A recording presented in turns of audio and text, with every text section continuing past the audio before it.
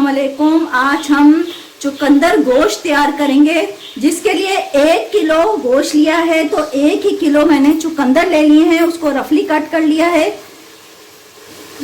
दरमियाने pieces में किया है, इसको रफली कट कर लिया है। इसके साथ इसमें 1 बड़ा चम्मच अदरक लहसुन का पेस्ट का जाएगा।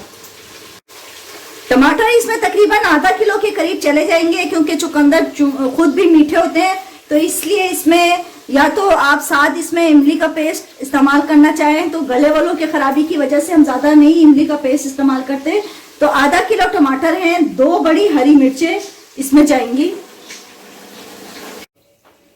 ड्राई मसालों में इसमें ½ टीस्पून पीसी हुई लाल मिर्च जाएगी, 1 टीस्पून नमक है, नमक हस्बे जायका आप अपने हिसाब से भी डाल सकते हैं। ½ टीस्पून गरम मसाला पाउडर है, ½ टीस्पून कुटी हुई लाल मिर्च है, और हल्दी भी ½ टीस्पून है।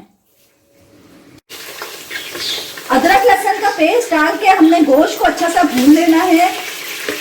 और इसमें मैंने तेल जो है वो भी तकरीबन आधा कप के करीब डाला है तेल, और अदरक लहसुन का पेस्ट 1 बड़ा चम्मच, और गोश्त डाल के इसको अच्छा सा मैंने भून लिया है। गोश्त जब अच्छी तरह भून जाए तो इसमें हमने रफली कट करके टमाटर और हरी मिर्चें जो रखी थी रफली कट की हैं वो डालेंगे, और साथ ही अपना ड्राई मसाला जात भी इसमें ऐड कर देंगे।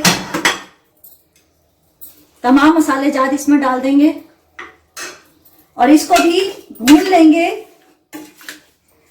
इतना कि मसाला हमारा भून जाए। टमाटर नरम नहीं करने हैं हमने, बस इतनी देर 1 से 2 मिनट भूनना है, ताकि मसाला हमारा अच्छा सा भून जाए इसके अंदर।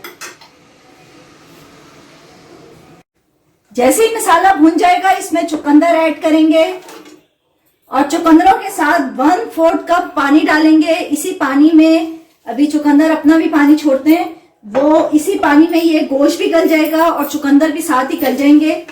और ये साथ साथ जो टमाटर साबुत नजर आ रहे हैं, उसके बाद हम चुकंदर के साथ जब इसको मसाले को भूनेंगे तो ये टमाटर घुल जाएंगे बिल्कुल।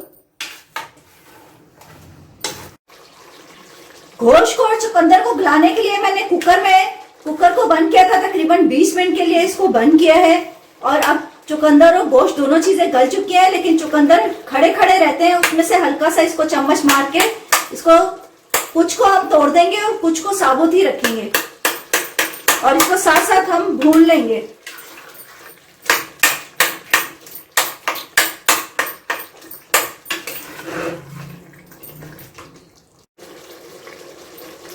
चुकंदर और गोश्त को इतनी देर भूनना है कि इसमें रोगन अच्छा सा आ जाए, और हमने इसको आपको नजर आ रहा होगा कुछ चुकंदर साबुत छोड़े हैं और कुछ को हमने चम्मच मार के तोड़ दिए।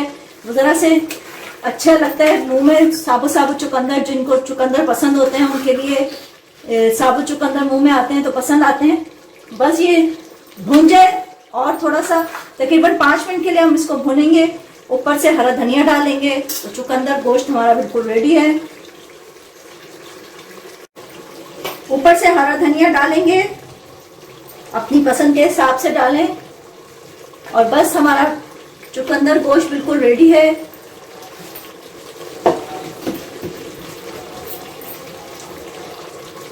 जी नाज़रीन, हमारा चुकंदर गोश्त बिल्कुल रेडी है। उम्मीद है आप लोगों को मेरी ये रेसिपी पसंद आएगी। बस मेरे चैनल को लाइक कीजिए, सब्सक्राइब करें, दुआओं में याद रखिएगा। अल्लाह हाफिज।